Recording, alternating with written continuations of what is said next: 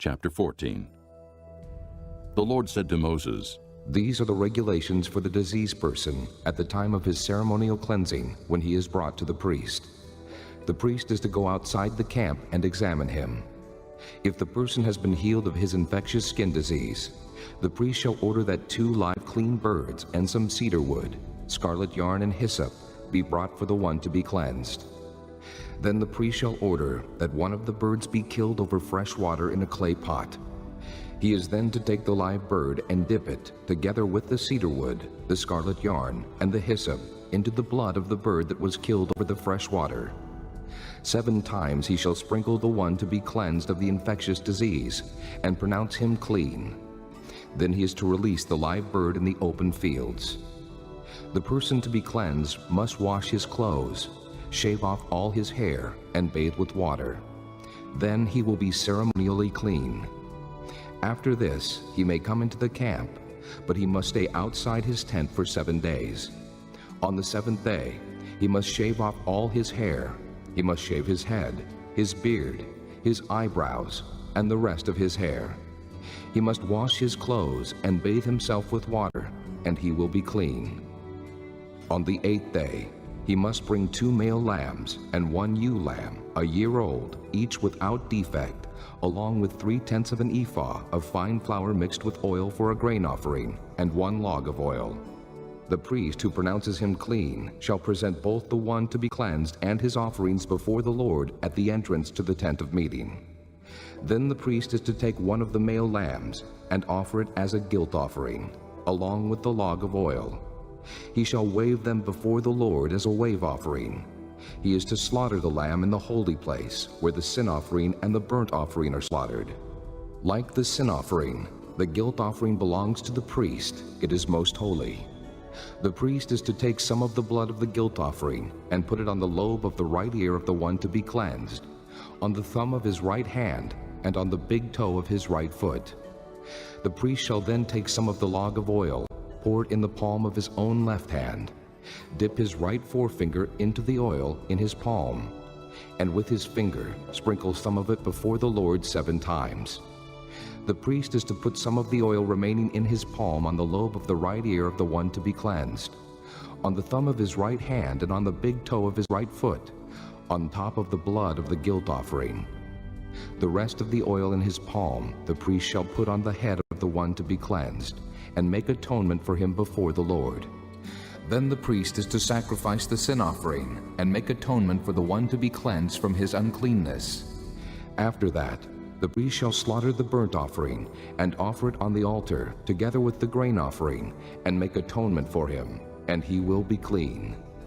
If, however, he is poor, and cannot afford these, he must take 1 male lamb as a guilt offering to be waved to make atonement for him, together with 1/10 of an ephah of fine flour mixed with oil for a grain offering, a log of oil, and 2 doves or 2 young pigeons, which he can afford, 1 for a sin offering and the other for a burnt offering. On the 8th day he must bring them for his cleansing to the priest at the entrance to the tent of meeting before the Lord. The priest is to take the lamb for the guilt offering, together with the log of oil, and wave them before the Lord as a wave offering. He shall slaughter the lamb for the guilt offering, and take some of its blood, and put it on the lobe of the right ear of the one to be cleansed, on the thumb of his right hand, and on the big toe of his right foot. The priest is to pour some of the oil into the palm of his own left hand, and with his right forefinger sprinkle some of the oil from his palm 7 times before the Lord. Some of the oil in his palm he is to put on the same places he put the blood of the guilt offering, on the lobe of the right ear of the one to be cleansed, on the thumb of his right hand, and on the big toe of his right foot. The rest of the oil in his palm the priest shall put on the head of the one to be cleansed, to make atonement for him before the Lord. Then he shall sacrifice the doves or the young pigeons, which the person can afford, 1 as a sin offering, and the other as a burnt offering, together with the grain offering. In this way the priest will make atonement before the Lord on behalf of the one to be cleansed. These are the regulations for anyone who has an infectious skin disease and who cannot afford the regular offerings for his cleansing. The Lord said to Moses and Aaron, When you enter the land of Canaan, which I am giving you as your possession, and I put a spreading mildew in a house in that land, the owner of the house must go and tell the priest, I have seen something that looks like mildew in my house. The priest is to order the house to be emptied before he goes in to examine the mildew, so that nothing in the house will be pronounced unclean. After this, the priest is to go in and inspect the house. He is to examine the mildew on the walls, and if it has greenish or reddish depressions that appear to be deeper than the surface of the wall, the priest shall go out the doorway of the house and close it up for 7 days. On the 7th day, the priest shall return to inspect the house. If the mildew has spread on the walls, he is to order that the contaminated stones be torn out and thrown into an unclean place outside the town. He must have all the inside walls of the house scraped, and the material that is scraped off dumped into an unclean place outside the town. Then they are to take other stones to replace these, and take new clay and plaster the house. If the mildew reappears in the house after the stones have been torn out and the house scraped and plastered, the priest is to go and examine it, and if the mildew has spread in the house, it is a destructive mildew. The house is unclean. It must be torn down, its stones, timbers, and all the plaster, and taken out of the town to an unclean place. Anyone who goes into the house while it is closed up will be unclean till evening.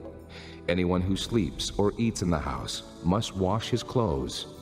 But if the priest comes to examine it, and the mildew has not spread after the house has been plastered, he shall pronounce the house clean, because the mildew is gone. To purify the house, he is to take 2 birds and some cedar wood, scarlet yarn, and hyssop. He shall kill one of the birds over fresh water in a clay pot. Then he is to take the cedar wood, the hyssop, the scarlet yarn, and the live bird, dip them into the blood of the dead bird and the fresh water, and sprinkle the house 7 times. He shall purify the house with the bird's blood, the fresh water, the live bird, the cedar wood, the hyssop, and the scarlet yarn. Then he is to release the live bird in the open fields outside the town. In this way, he will make atonement for the house, and it will be clean. These are the regulations for any infectious skin disease, for an itch, for mildew in clothing or in a house, and for a swelling, a rash, or a bright spot, to determine when something is clean or unclean. These are the regulations for infectious skin diseases and mildew.